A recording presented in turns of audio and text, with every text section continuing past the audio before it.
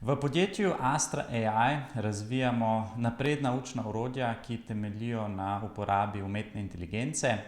Razvijamo matematičnega tutorja, ki mladim pomaga do boljšega razumevanja matematike.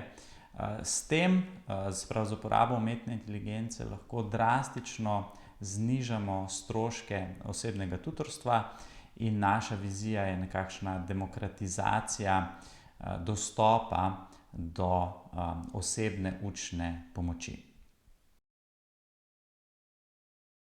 Za razpis P2 smo izvedeli že v prejšnjih letih, tudi kakšni naši poslovni kolegi so že bili prejemniki razpisa, tako da smo o tem razpisu slišali pozitivne stvari.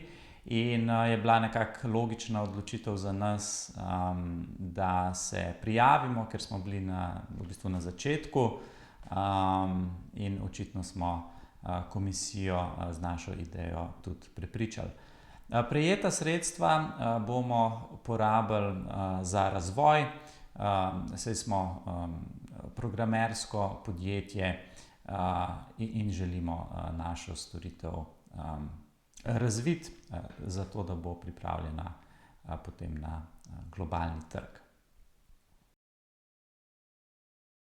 Ja, v prihodnosti želimo Astra AI plasirati po celem svetu.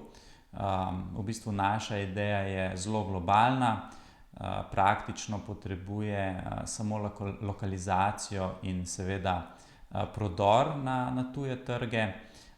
Ampak čez nekaj let sigurno vidimo Astra AI onkraj meja Slovenije. Zdaj seveda začeli smo v Sloveniji, ampak bi se zelo radi širili na tuje trge, najprej evropske, potem pa Združene države Amerike in globalno.